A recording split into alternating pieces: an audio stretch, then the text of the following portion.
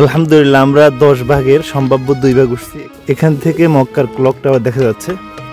জাবালে নূর আল্লাহ তাআলার নাজিল করা পবিত্র কোরআনের প্রথম আলোয় আলোকিত পাহাড়, যে পাহাড়ের গুহায় প্রিয় নবী সাল্লাল্লাহু আলাইহি সাল্লাম ওহিলাবে ধ্যানমগ্ন থাকতেন। বিশ্বব্যাপী যে পাহাড়কে গাড়ে হেরা বা হেরা গুহা নামেই মানুষ সবচেয়ে চেনে।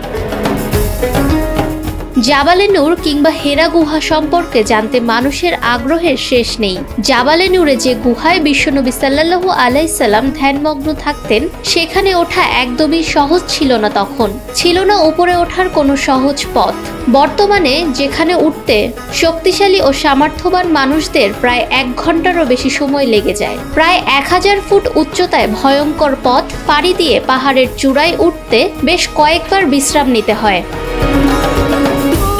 সমতল ভূমি থেকে পাহাড়ের উপরের দিকে প্রায় 200 থেকে 250 ফুট পথ গাড়িতে যাওয়া যায়। সেখান থেকে 890 ফুট উচ্চতায় হেরা গুহা অবস্থিত। হেরা গুহায় যেতে আরও প্রায় 100 ফুট রাস্তা পাড়ি দিতে হয়।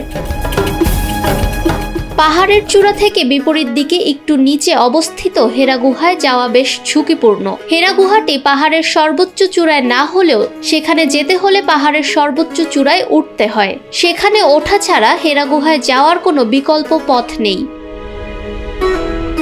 অনেকেই প্রিয় নবী সাল্লাল্লাহু আলাইহি সাল্লামের স্মৃতি বিজড়িত এই পাহাড় দেখতে যায় এবং হেরা গুহায় নামাজ আদায় করেন। সেখানে একজনের বেশি লোক নামাজ আদায় করা কষ্টকর হয়ে যায়। প্রিয় নবী যে গুহায় ধ্যান করেছিলেন সেটি আকারে অনেক ছোট। একজন সুঠামদেহী মানুষ ঠিকভাবে নড়াচড়া করতেই কষ্টকর হয়ে যায়। ফাহমিদা বিনতে আনোয়ার, নিরপেক্ষ।